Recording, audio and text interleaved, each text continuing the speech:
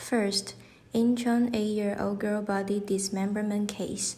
In 2017, an 8-year-old girl met Kim, a 16-year-old high school dropout student, in a park. Kim lured the girl to her home when the girl asked if she could borrow her phone to call her mom. Kim then murdered the girl and dismembered her body at Kim's place. She then handed over a part of the victim's remains to an accomplice, Park, who was age 18, and she helped and disposed of the remains near the neighborhood. The defendant has confessed to the crime, but claims that she was influenced by psychological conditions and that the crime was not premeditated. Kim claims that she is suffering from dissociative identity disorder to reduce her sentence. However, the court and psychiatrists denied the defendant's argument that they were mentally weak at the time of the crime. The prosecution claims that the defendant appears to have followed a carefully laid out plan and cleaned up the crime scene afterward, as it was revealed that the defendant Kim messaged the accomplice saying, "I am going on the hunt," before murdering the victim. She also cut off the victim's finger and gave it to the accomplice as a gift, which is brutal and unforgivable. Its cruelty stunned the whole nation. However, according to juvenile law, Kim was only sentenced to 20 years in prison for the abduction, and the accomplice, Park, was only meted out the maximum sentence of 13 years in prison allowable by juvenile law.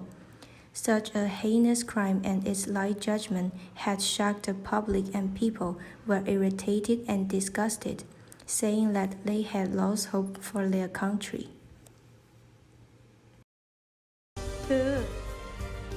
만으로 14살 안 되면 사람 죽여도 감옥 안 간다던데. 진짜예요. 와, 신난다. Second, junior high school students' car accident. Such outrageous and unjust crimes are not the only cases. In 2020, 8 junior high school students stole a rental car. They were soon discovered by the car company. During the chase with the police, the car accidentally ran over a college student. Unfortunately, the college student was found dead immediately. The most wrathful part of the case is that those 8 students did not feel any remorse and guilt, or even sorry for the victim. They were seen chit-chatting, texting messages, and fooling around with each other at the crime scene. Even more shocking is that they have already committed car theft and had a car accident a week before. However, they were only given protective punishment and were released in only 2 days. Since they were juvenile and first-time offenders at that time, they also acted unrepentant as they were smoking in a police office, taking selfies and posting online with provoking words. Therefore, they were not alerted by their first mistake and became more reckless, as we can see that they have shown no repentance in both of their crimes. In the end, the 8 flagrant students were only sent to the Young Detention Center and the Juvenile Protection Facilities for 2 years under the juvenile law. Such unbelievable judgments towards their awful recidivistic crime and impenitence again has made the public raged. More than 10 million people signed a petition requesting heavier punishment for the students, and they even argued that if they were sentenced to heavier punishment for their first crime, they might have been alerted and learned from it, and the tragedy of losing a life would not have happened. The public's reaction to the judgments of the cases were dissatisfaction and were calling for revising the juvenile law to heavier punishment or even abolition of juvenile law. The purpose of juvenile law is to help them get back on the right track, and therefore, does pushing harsher punishment on the juvenile really help?